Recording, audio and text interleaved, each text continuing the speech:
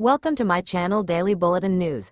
Marlena and Maggie celebrate their anniversaries without their husbands. Plus, Brady learns the truth about Kristen. On Friday's Days of Our Lives, Marlena reads an anniversary card from John delivered with some beautiful flowers.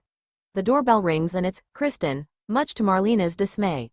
Brady's not home, but Kristen just invites herself in to wait. She notes the flowers and Marlena explains it's her anniversary, but John's out of town with his dad. Marlena slaps Kristen's hands away from the flowers after she makes a comment about John missing the happy day. He won't be missing it. He'll be home tonight. Kristen makes some more snide comments, then says she wanted to know if Marlena liked the cookie Rachel made for her. The doorbell rings again, and this time, it's Belle. The hug and greeting before Belle sees Kristen and they trade a few barbs about their love lives. Another knock and Andrew shows up. Marlena asks if Paul is with him, but no, he's back in San Francisco. Or not. But Andrew is there on Shane's behalf, with a message about John. He's been called to DC to consult on an important case. Kristen interjects a comment before Marlena tells her to shut up and thanks Andrew and Shane. Andrew gives her a gift from John in his stead. It's a bracelet charm that says, "All my love, all my life, John." Johnny shows up with Paul, who's shocked to see Andrew, and vice versa. They explain why they're both here, at which point Kristen gets in a huff for being ignored, and asks where the hell Brady is. He had to make a stop, Johnny says, so Kristen leaves after wishing Marlena a happy anniversary, without your husband. Once she's gone, Paul gets down on one knee, pulls out a ring and asks Andrew to marry him. Tate runs into Holly in the square. He awkwardly asks how it's going and they both realize their grandmothers share the same wedding anniversary. He's on the way to the family baseball game and, have fun, she walks away. He stops her and says he feels terrible. Holly tells him there's nothing left to say and leaves.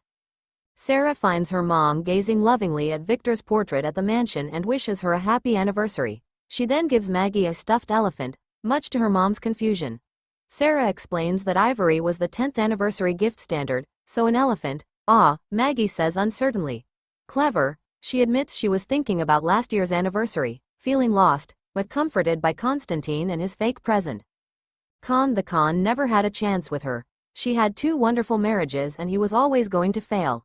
And now she has Victoria, Maggie's next big love. Sarah tells her mom that the elephant is from Victoria, complete with a recording of Victoria's voice. Maggie doesn't know if elephants never forget, but she'll always remember Victor. Sarah gets a twinge of pain, but doesn't want Maggie to get her pills. She wants to be present today. Maggie tells her daughter that Philip was wrong to block Xander's sale of Titan. Victor would have agreed. Julie shows up with treats, and Doug wishes his best. He's been feeling down and he's fighting a cold. Talk then turns to all that Chad's been going through, and Julie takes some delight in telling the ladies that the conwoman was Constantine's granddaughter.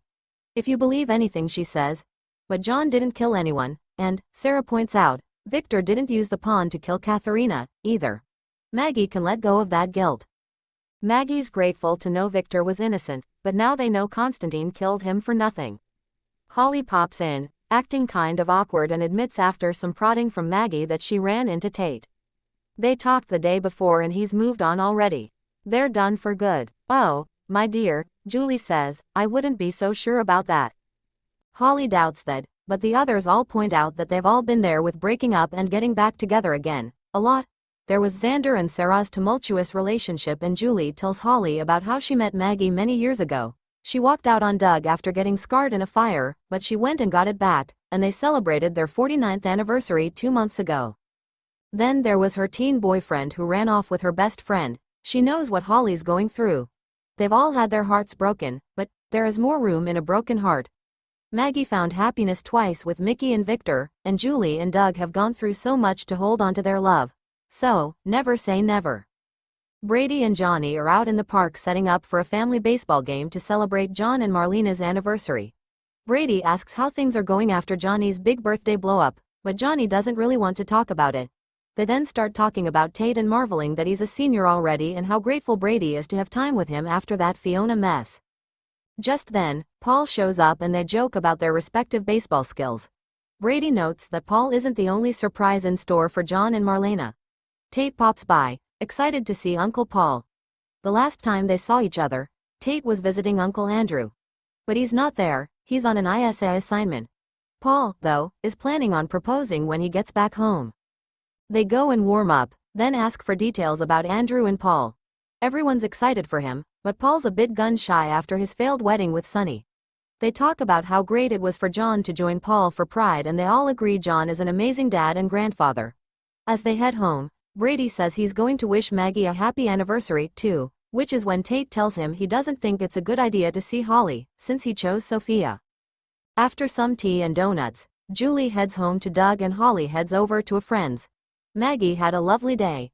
Brady pops in with an anniversary gift and well wishes and tells Sarah that Kristen assured him the serum is just about ready. Great, except since Xander can't hand over Titan, that means nothing. What are you talking about? In the show's final moments, Holly sees Tate still in the park and runs off. Julie looks wistfully at a photo of her and Doug, then sighs and picks up a tray. Sarah asks Maggie if Brady got out okay. She thought he knew about the serum drama, but obviously not. Maggie thanks her for a lovely day, and Sarah heads off to check on Victoria. Alone, Maggie wishes Victor a happy anniversary. Brady pops up at the Demera mansion, looking ticked as Kristen happily and obliviously greets him. He just told Tate about her selflessness in giving Sarah and Xander the serum, but that was obviously not true.